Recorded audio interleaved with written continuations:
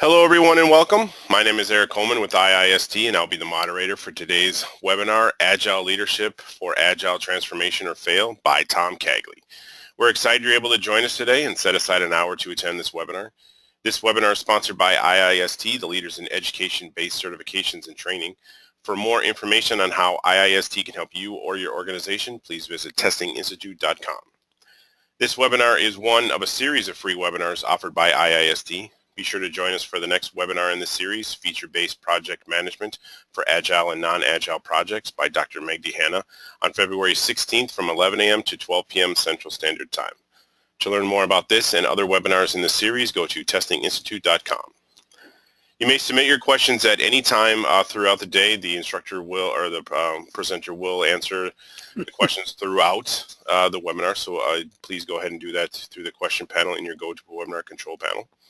This webinar is also being recorded and will be made available for viewing within 48 hours at testinginstitute.com.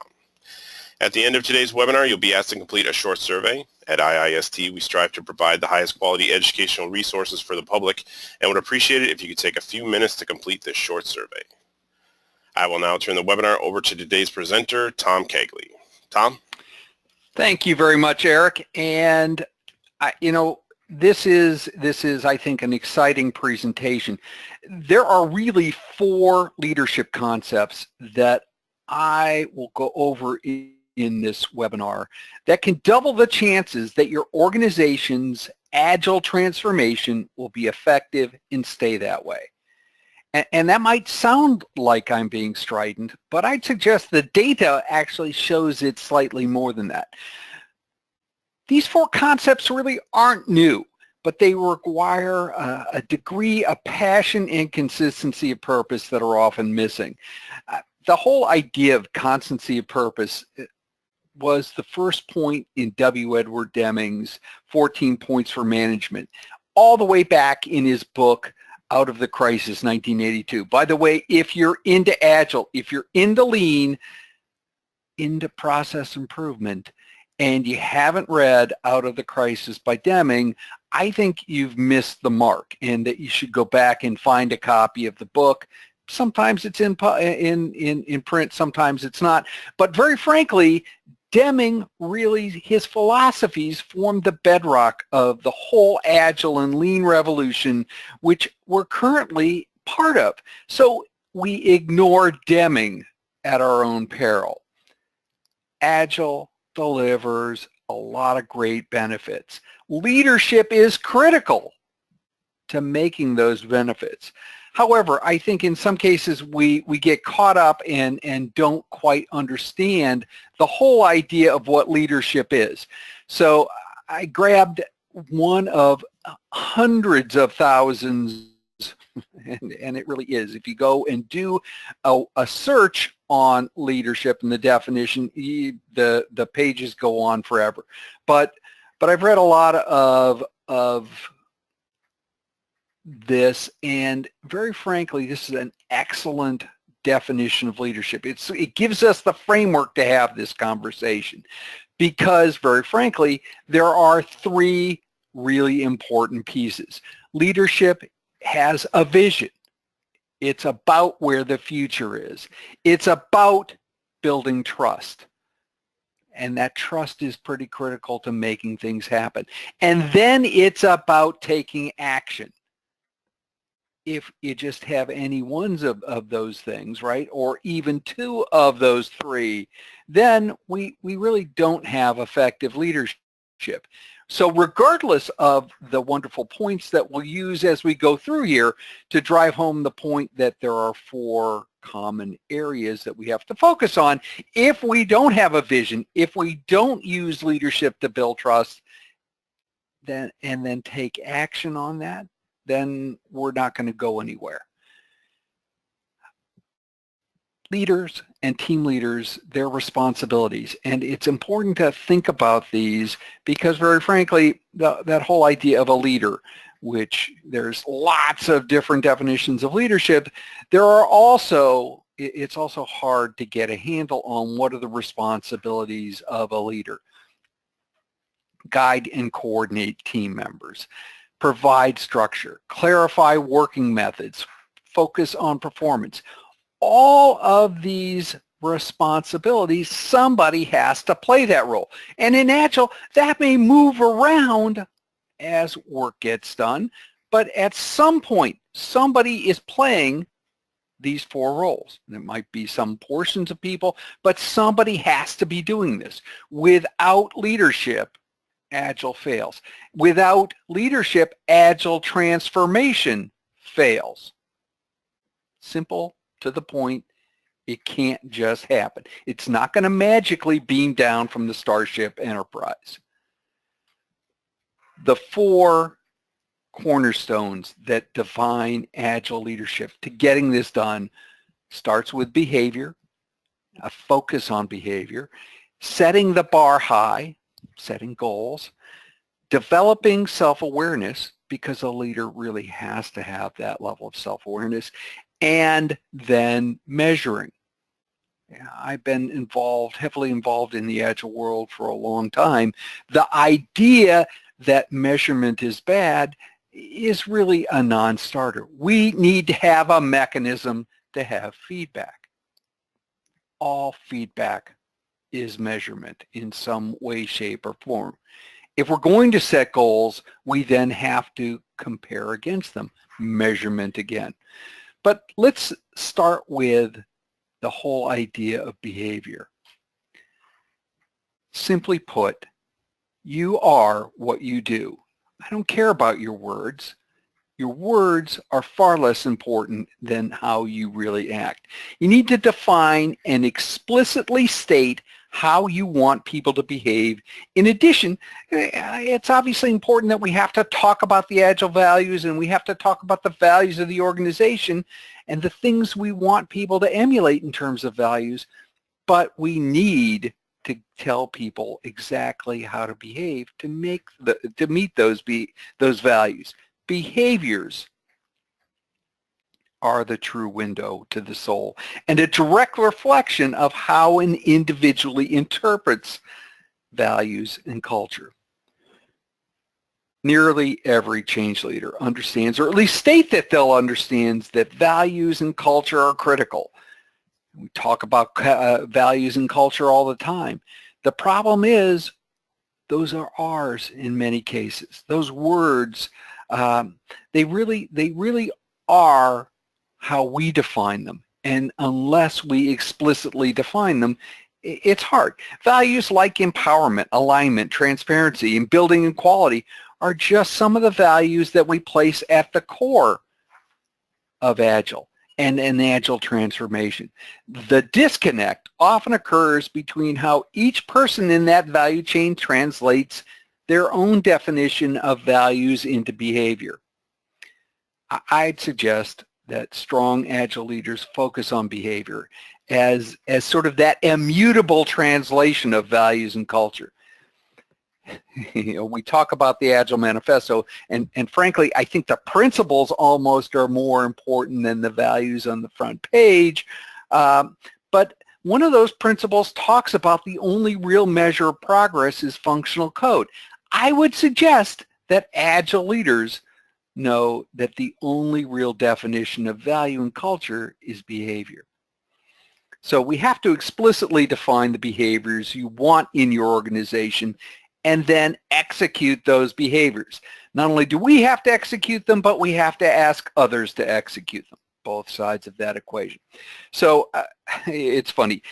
I spend a lot of time in organizations, and as an example of this disconnect between values and behavior, I often walk around and do an informal poll within an organization I'm working with. And recently I did one where the organization really promoted the whole idea of empowerment as one of their primary values. Yeah.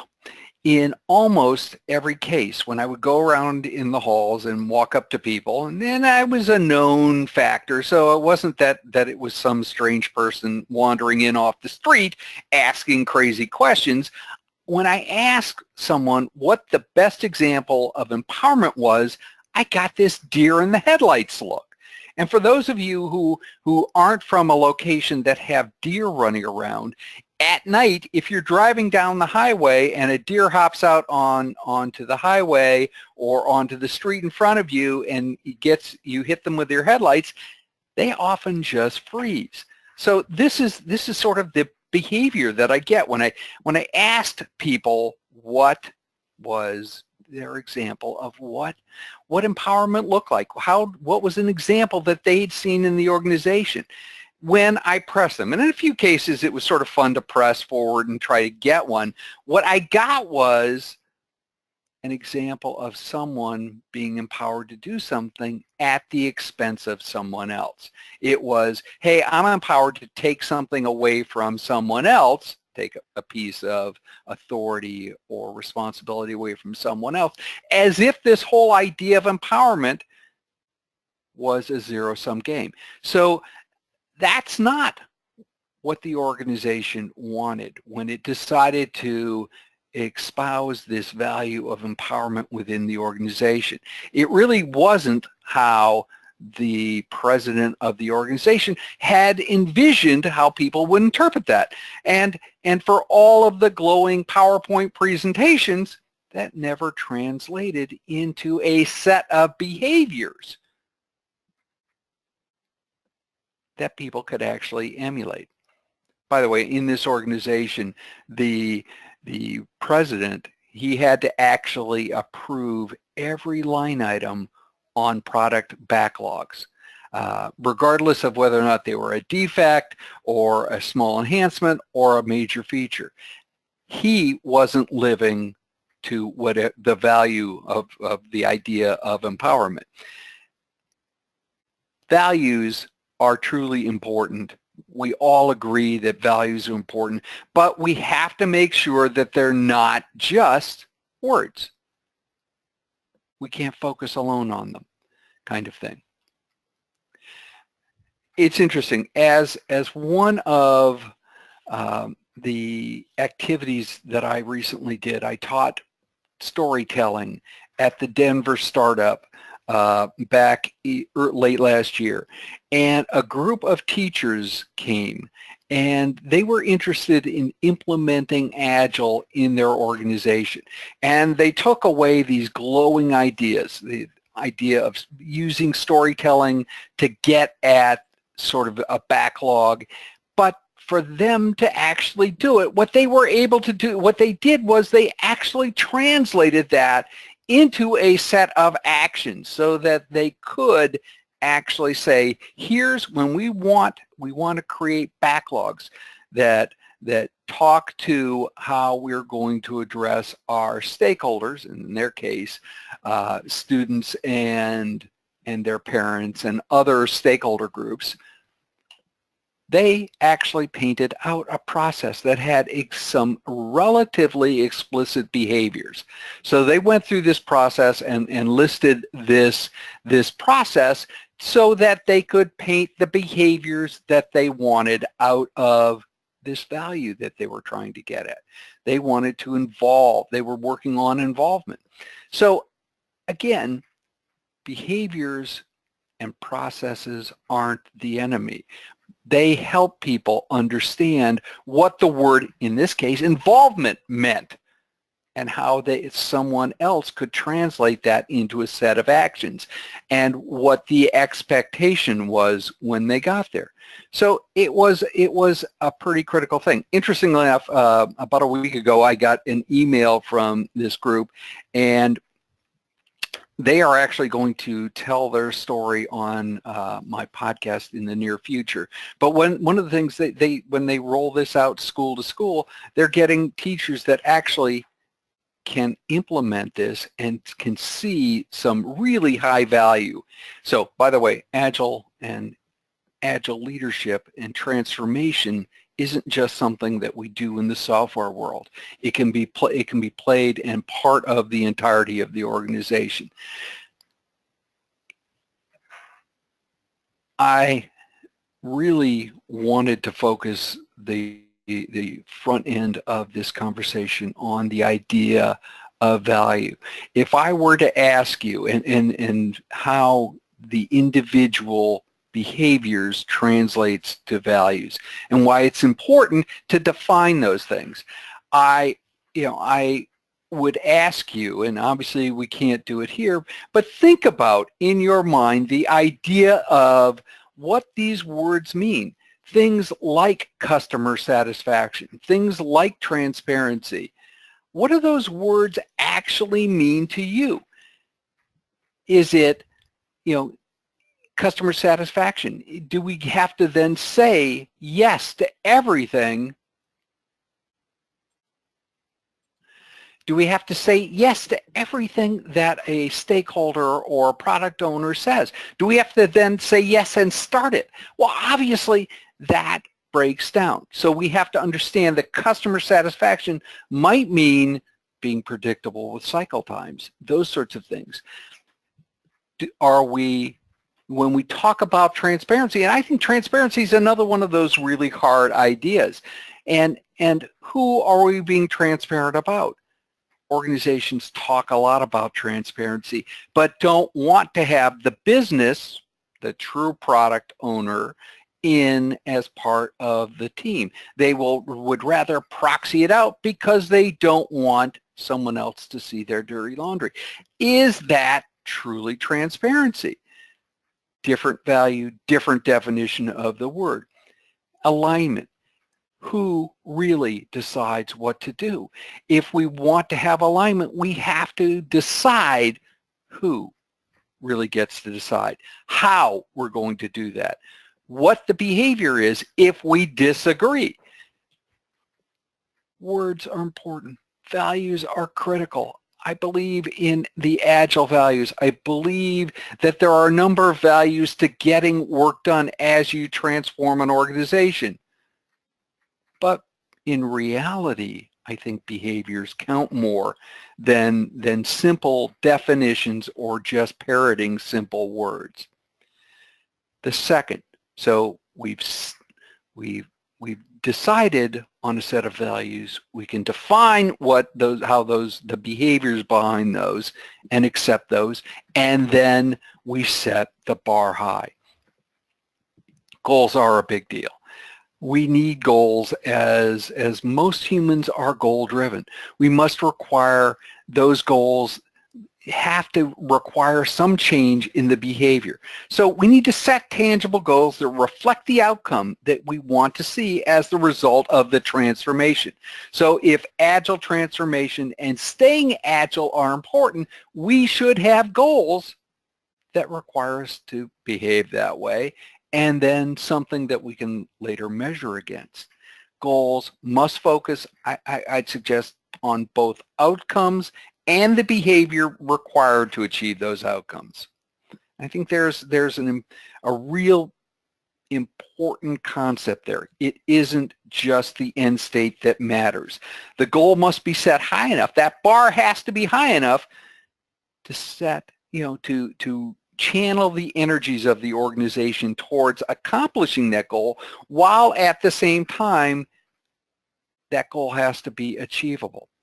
You can get all sorts of bad behaviors, anywhere from disengagement and lack of employee engagement, if you set goals that are absolutely unattainable. Or you can get even worse kind of behaviors. We won't talk about VW and Wells Fargo.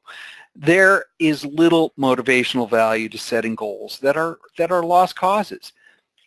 We need to set goals that not only tell us where we want to end up, but how we want to get there. Several years ago, my eldest daughter convinced my wife and I to go to Machu Picchu in Peru and to actually hike the Inca Trail. So we were going to go down, hike the trail, transverse the Sun Gate at dawn. To be dead honest, that's definitely a high bar for a middle-aged couple who live a whopping 600 feet above sea level. if our only goal was just to get to Machu Picchu, we could have taken a train. There's a train from Cusco in Peru all the way over to Machu Picchu. And some of that scenery is not actually bad. It's interesting to do. But because their goal was to hike the trail and then to arrive at the sun gate at the appointed hour, the trek to Machu Picchu was an important component in reaching that goal. And it fundamentally changed how we prepared. We had to go and train. We had to do a lot of things. By the way, running into an alpaca at 4 o'clock in the morning on the side of the mountain is not something that you really ever need to do in your life, but it is at least an interesting sort of an opportunity to learn that they actually bite. So over the time, we had to train and get ready to hike between 8 and 12,000 feet above sea level. And over that period of time, over the 4 days that we did that, how to swear in multiple languages, because it was hard. Taking the train would not have delivered the same enlightenment that we'd gotten by actually the journey. Transforming and using Agile requires involvement in the journey. Learning to read a burn down chart, understanding how product backlogs relate and support organizational goals, or even perhaps, and I'm saying that with a degree of thought, even perhaps using Agile in your, as a leader, day-to-day activities. People see you taking the journey with them. It becomes easier to express why the goals are important, and that learning how to do this actually gets you to a point where you can adopt Agile and then stay that way, and then continue to evolve it over time. Shortcutting the goals of Agile, going off and saying, thou shalt be Agile by tomorrow afternoon, and not participating in the journey, I think sends the equivalent message of taking the train to Machu Picchu, that the journey is not part of the transformation. We can skip to the end because the goal is all that matters. The journey and the goal matter together. Setting goals, and I'm not going to belabor the point. I think many of us have set lots of different goals in the world. This is a nice approach to goals that comes from Forbes.com, and you can see the URL at the bottom. Visualize the goals, share the goals, convert that into smaller goals and behaviors. And it's one of the reasons I liked this and use this myself. Set a date, be realistic, and commit yourself. You can still have a big, hairy, audacious goal, BHAGs, for those of you who like acronyms. You can have one of those, but you can break it down into parts and slowly or quickly, doesn't matter, but you can move down that path where you do the journey, get to the goal, celebrate, and move on to the next one. It's a clear trap, I would suggest, for aspiring Agile leaders that it's easy to sort of believe in the whole idea of getting somewhere, but not thinking that we have to go through the journey to actually get there.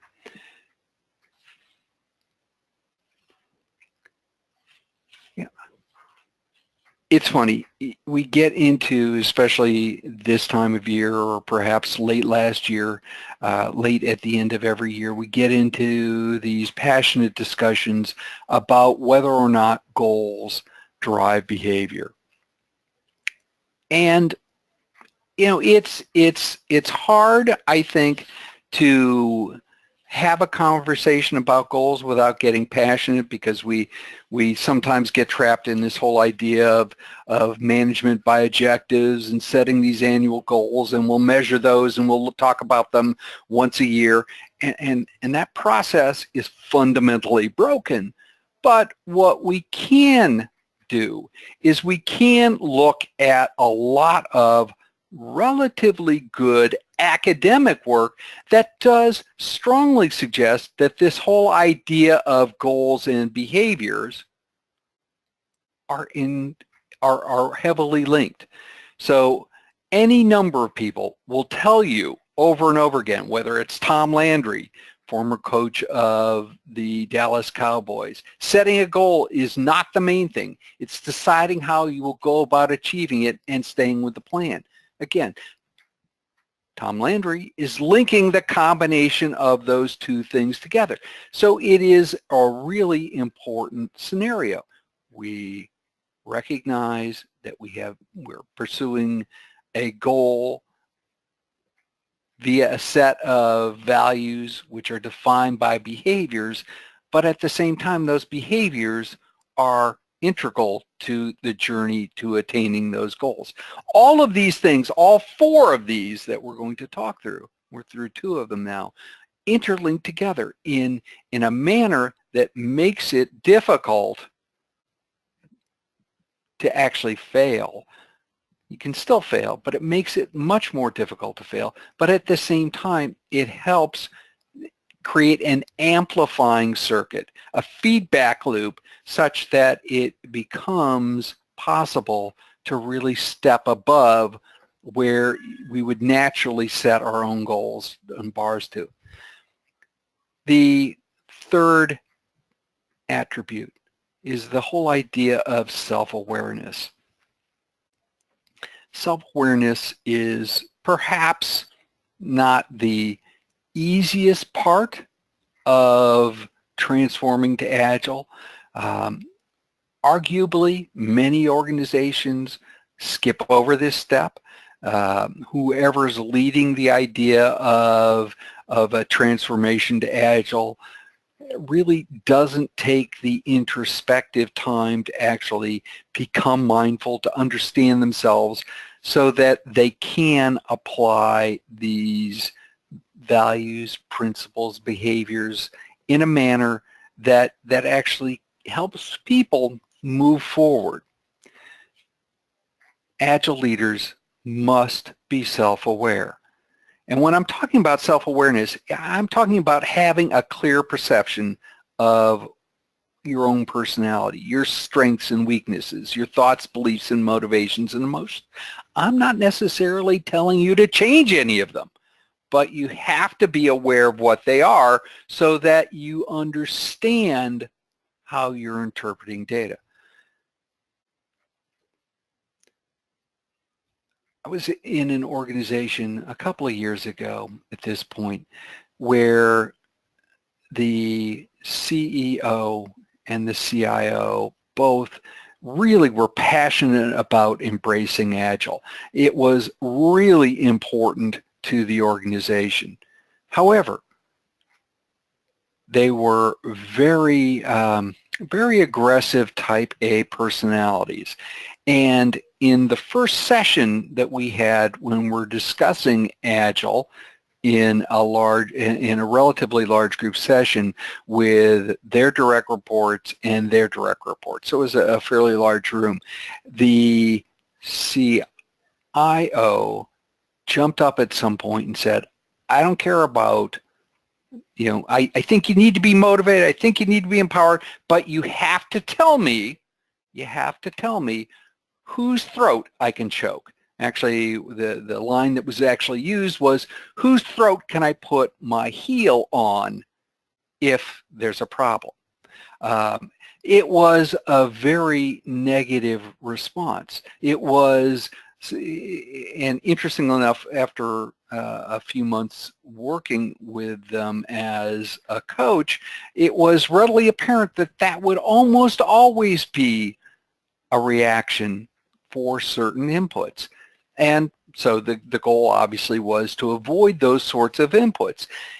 that leader needed to learn and be self-aware of how they reacted. So we have to build on the understanding of self, which allows the leader of the transformation to understand other people. That self-awareness is truly a first step for leaders to put their own baggage aside and to support others. Agile transformation isn't waving a magic wand in an organization. I had a friend several years ago who, and this wasn't with Agile, but it was with a transformation with an organization. They wanted to become a CMMI level 4 shop from nothing. And they wanted that. And when I was discussing this with the leader of the transformation process, he strongly suggested that the only thing that mattered was the fact that his boss had said that they had to do it, and that his boss, would, just move. Anybody did it wrong, they'd have to answer to him. Well, I think we can all understand that they weren't good at conflict management as they began the transformation. And any transformation will have to deal with the idea of conflict management. Change difficult? Being good at conflict management and exposing issues is an important part of transformational leadership. If a leader is not good at understanding his or own emotional and cognitive biases, it's going to be difficult for them to be a leader. They're going to end up being a wannabe leader. By the way, those two were gone relatively quickly. The linkage between self-awareness and transformational leadership isn't pop psychology. And I can hear you go, oh, this is pop psychology. Again, here's where the academic literature over the past number of years, past 5 years, has a number of empirically good studies that have established the relationship between self-awareness and transformational leadership. And again, not pop psychology, good, hardcore, peer-reviewed academic journals. So Agile leaders must understand themselves.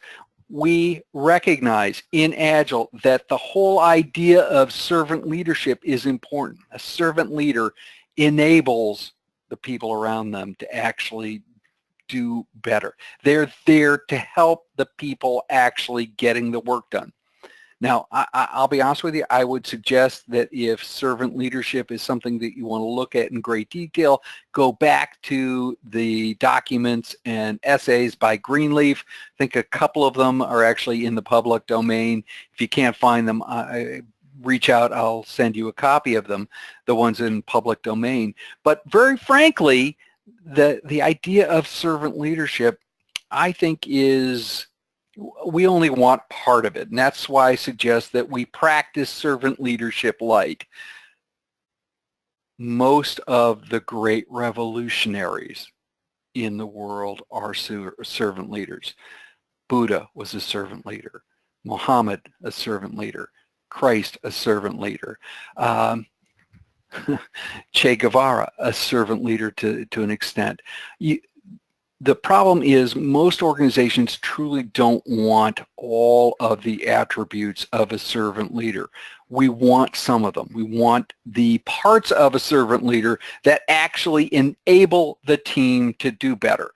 But what we don't want is them to build their own sort of gravity wells within our organization. Not at least unless it's directly at the top. But we need to be self-aware enough to understand that the goal of any transformation is to make the organization better. It isn't to make any of the individuals alone better.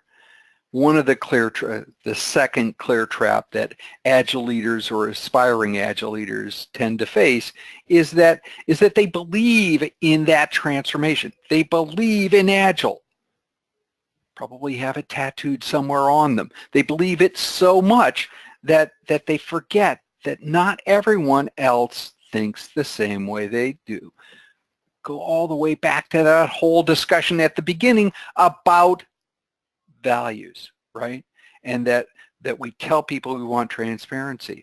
The problem is we haven't defined that in a manner that they can actually practice it. The same thing is true here, right? If we don't know ourselves, we tend to think that everybody else is going to do the same thing. Highly interrelated between the two of them. Even if those around you believe in the same ultimate goal, something tangible, we can all point to it. Their thoughts, their beliefs, their emotions, and motivation are all going to be different. Human beings have a lot of variation between them. As a leader, you need to be able to untangle your ego, your emotions, from those that you actually seek to lead, or it won't happen. There are any number of models for introspection and assessment.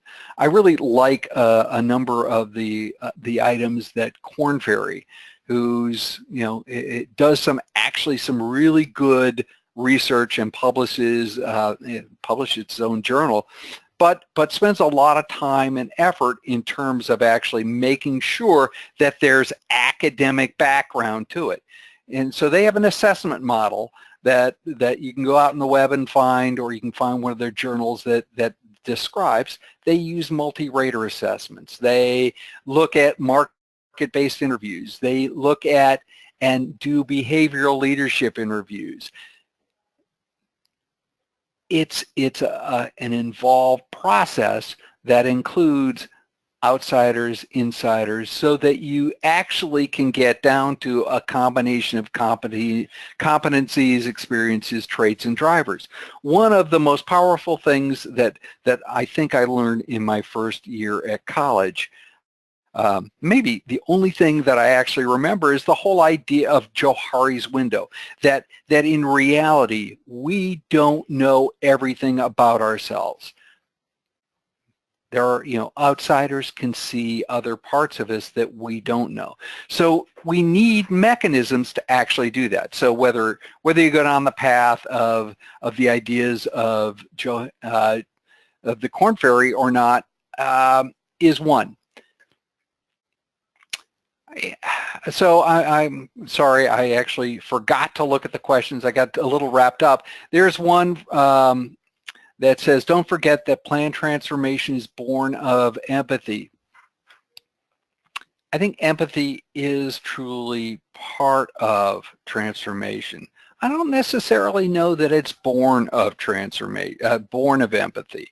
It requires empathy. That may be one of the values, but again, we need to define what we mean. I suspect that most transformations are at least instigated by things that are much more mundane, like we need more customers. We aren't performing as well as we think we can. But empathy is definitely a very significant important part. All right.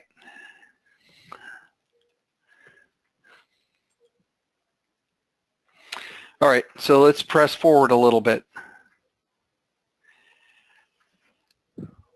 What's at the heart? The whole idea of servant leadership, I do think is important, and empathy is part of servant leadership, and an important component of that. You must empathize with those that you're involved with, but at the same time, we need to understand the team is at the heart of it, but we also have to have some other layers. We need to be committed to where we're going. We have to know where we're going, goals. We need to understand how we want people to behave, behaviors. And then we need to have a degree of flexibility. So all of these things, I think, are part and parcel of actually getting this done. All right, Another question this comes up. As a behaviors-based practitioner, do you employ a lot of theory of change methodologies to work it back, to work backwards into the enterprise? A lot might not be, but yes, I use some of the theory of change methodologies to work backwards in terms of how we need to engineer the change. And I hate that word, but I think it's the one that jumps most closely to mind right now. Change doesn't happen by magic. It doesn't happen just because water, that you're flowing it unchanneled. So there has to be some practical methodologies to get there. So yes, I think that those are viable parts. You just can't trust that there are one. A lot of, and I was having this conversation with Paul Gibbons, who wrote the book, The Science of Successful Organizational Change. The problem is that a lot of change theory isn't based on good, hard academic research. There's a lot of inference. So take all models. All models are wrong, but all models to some extent have some degree of value. So we have to harvest what we need out of them. Hopefully that makes sense and is useful.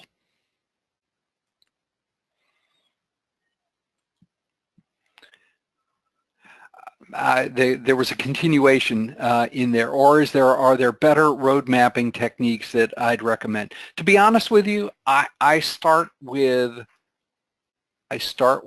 getting people to tell me stories. I'm a storyteller by nature, so get someone to tell you the story about what they envision the organization, whether it's a team or a large organization, how they recognize that being a couple of years in the future, 5 years, it doesn't, I think, matter. Have them tell that story and then flesh it out. Use something like the lean change map to actually go through and fill in the blanks.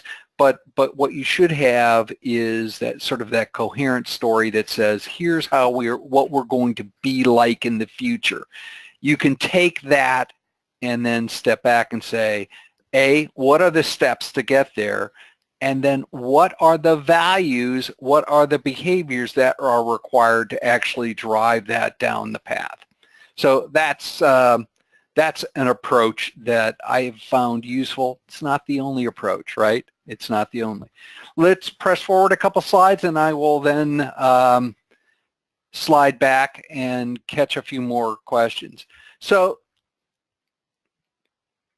we define behaviors because behaviors really, we are how we act. We define goals because we have to have some place to go. We know ourselves so that we know and can interpret and can actually help people get there. That fourth block is confirmed change. It's measurement.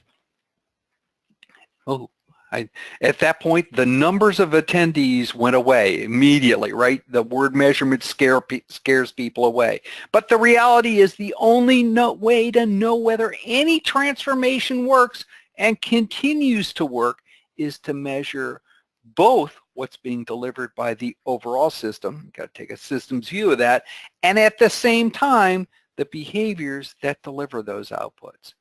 Measure both.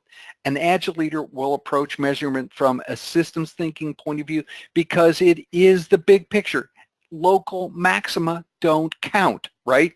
Delivery of value typically requires a complex set of interlocking systems to get stuff done. An Agile leader has to have the pulse of both the overall system as well as a good knowledge of what happens at a more finite level. And many of you, if you've been involved in change at whatever level, many of you probably have observed teams or people working on changes within the organization, and they've spent lots of time doing research. They may have prototyped, they've piloted, and then they've implemented a change only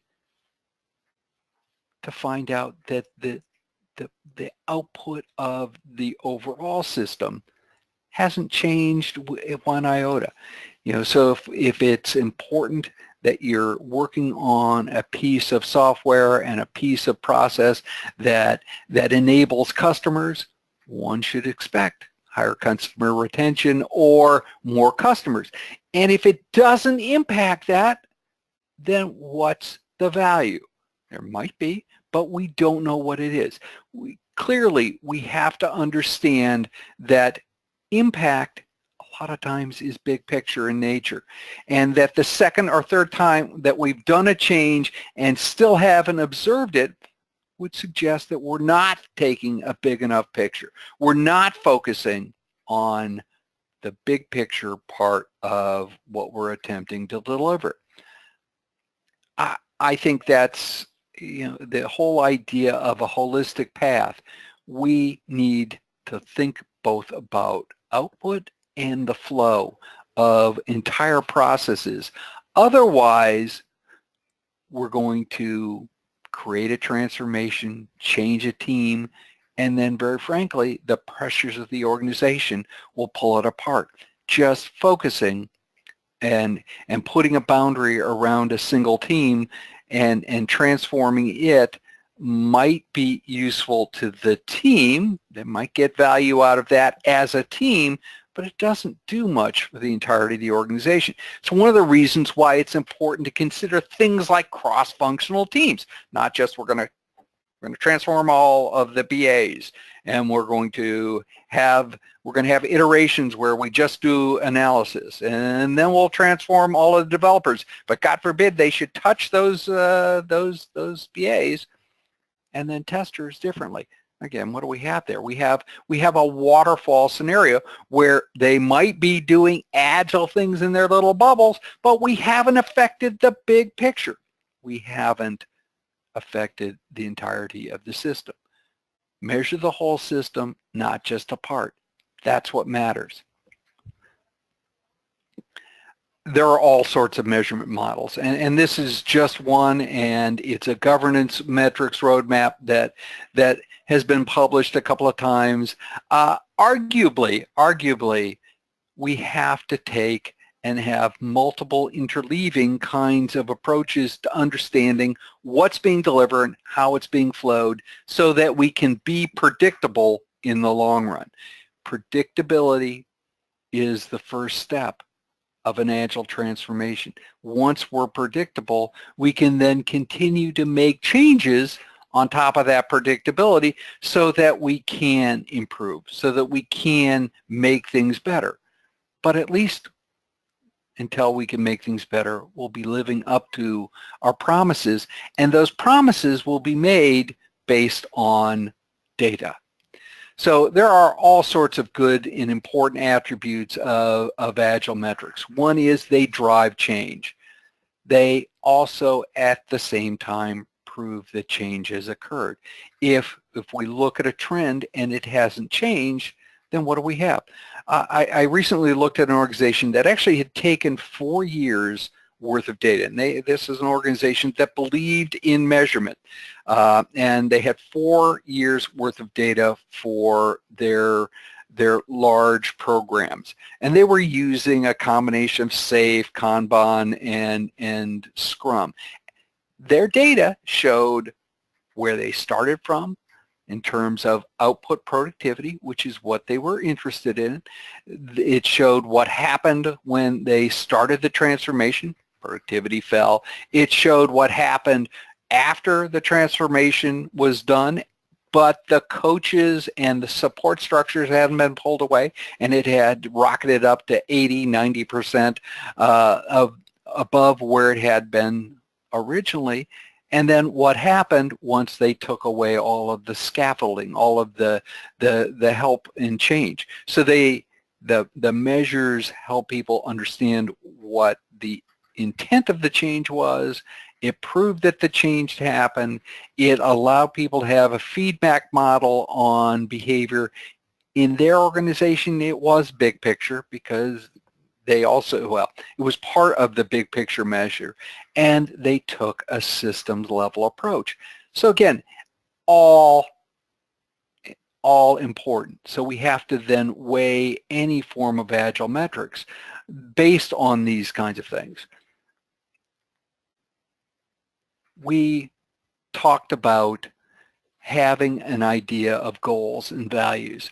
Yeah, that we talk about these things, but we all have to understand that in the end, what are we doing this for? We're doing this so that we can have accountability, we can have responsibility, which then allows us to attach authority. All of these four categories are critical to actually getting us to the point where we know where we're going in the world. We know that we can change. Leadership is not an easy task. While everyone can and should be a leader, all leaders need to understand that there are requirements, there are responsibilities, there are requirements to have authority. And so they have to understand these so that they can actually commit to doing that. Agile teams, leadership moves around a lot.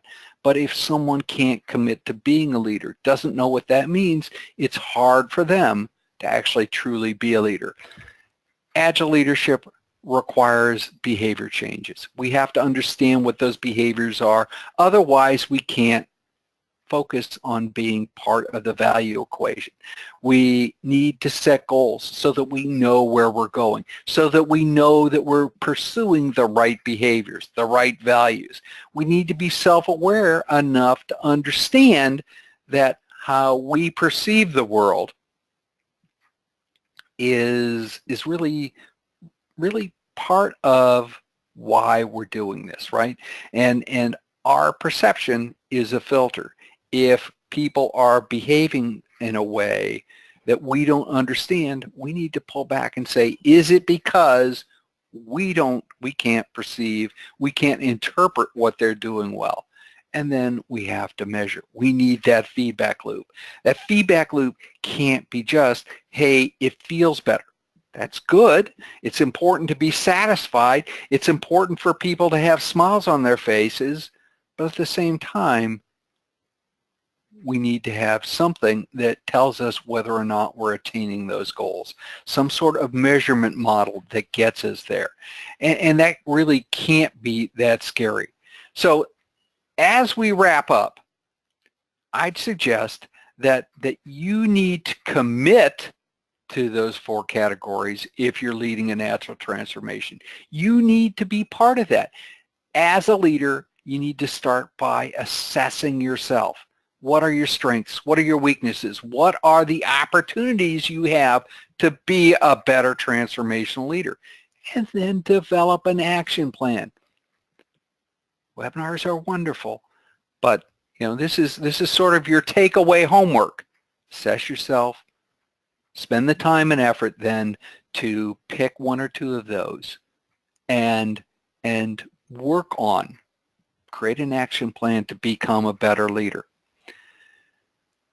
So Eric, why don't we look and see what other questions have come up? So the analogy with Tom Landry was good, but I think you might be missing the most meaningful part.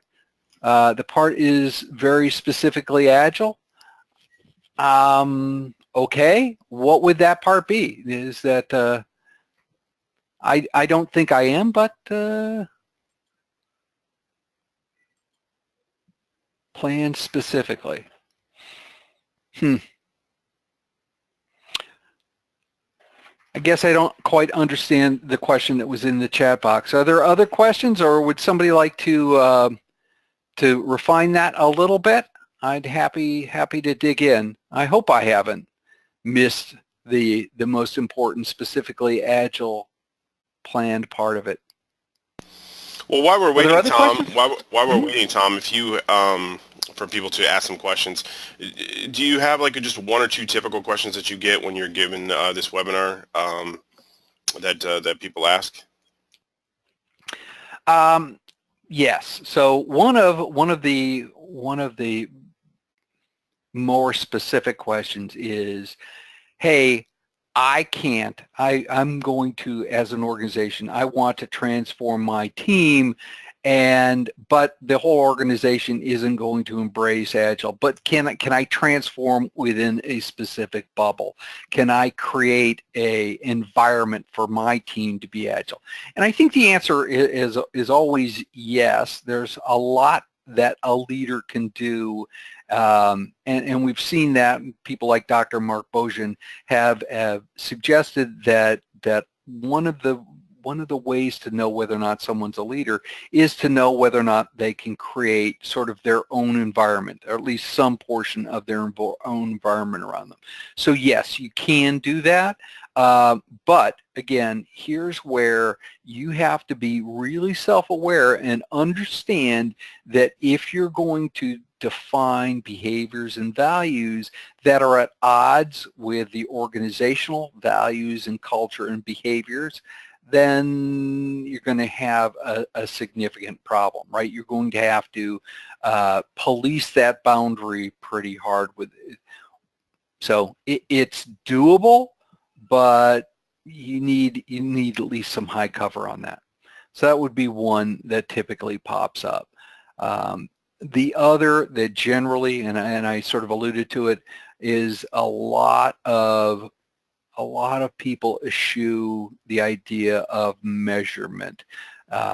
Even though I'd actually suggest that the data shows that we all are measured. We've been measured since we went to grade school, unless we're in the Montessori systems. So that we've seen measures before, we understand them. We look at the newspaper, and for those of you in the United States, you'll look at the newspaper Monday morning and find out who won, because somebody will have measured it, the Super Bowl. So measures aren't necessarily bad. They need to be part and parcel. You really do need to consider that they have to be tied to the values and goals and behaviors that you're attempting to help people move toward. Great. It looks like we do have a couple questions there now, if you want to take a look at those. Okay. It's, yeah, I've got to get rid of a few. Only one comes up at a time, and I have to specifically get rid of them. Okay. All right. Not all social work constructs are welcome in pure engineering cultures. And this looks like it might be part of another question, but the answer is yes. So absolutely, not all social work constructs are welcome in pure engineering cultures, but in reality, one has to socialize them. You have to leverage the idea of being a servant leader and help people use the things that are important and to live to the behaviors that have been espoused by the overall organization. You just can't wave your hand and say everything will work. Okay. I agree. So someone, okay, so I'm trying to track back to the questions. So Eric, I'm having a hard time reading the questions. Can you dig one out and read it to me? Sure. One question is, what about leadership within an Agile project which does not involve transformation to Agile?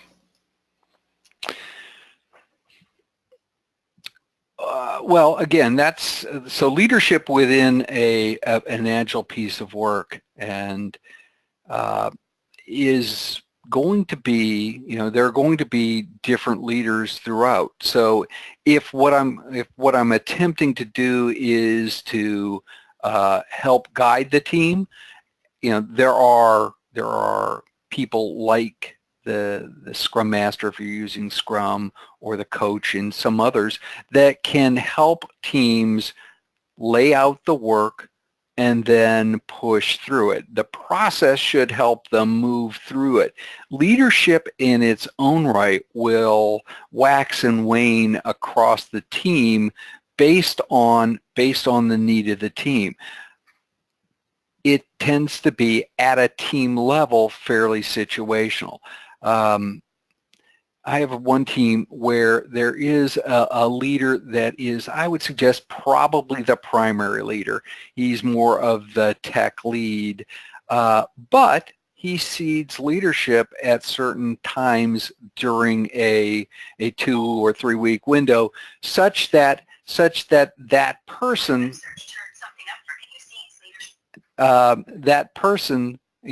some other person can step into that role and actually guide the team, give the team support and leadership as they push forward.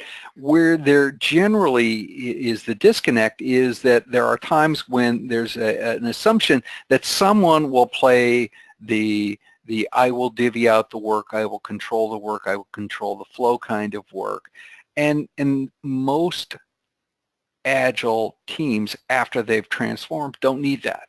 That's not a role that exists in most Agile teams. The work will flow in, you have a backlog, the team draws from that backlog, and then situational leaders pop up. I hope that helped or wasn't too long-winded.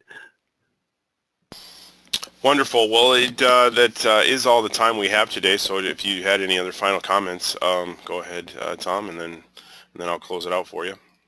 The four categories are truly important. You need to understand behaviors. You need to measure. You need to know yourself, and you need to have goals. That's really the sort of the crux. And there are other things that we have to hang off that, but they are situational. Happy to have that conversation with anyone. Wonderful. Well, thank you, Tom, for your time today, and I want to thank everyone for joining us for today's free webinar sponsored by IIST, the leaders in education-based certifications and training. For more information on how IIST can help you or your organization, please visit testinginstitute.com. Again, this webinar is one of a series of free webinars offered by IIST. Be sure to join us for the next webinar in this series, Feature-Based Project Management for Agile and Non-Agile Projects by Dr. Magdi Hanna, on February 16th from 11 a.m. to 12 p.m. Central Standard Time. To learn more about this and other webinars in this series, go to testinginstitute.com. You can follow IIST on Facebook, Twitter, LinkedIn, and YouTube to find out more information about IIST news, events, and promotions. Thank you all again for joining us today, and have a great day. Thank you again, Tom. My pleasure. Thank you, guys.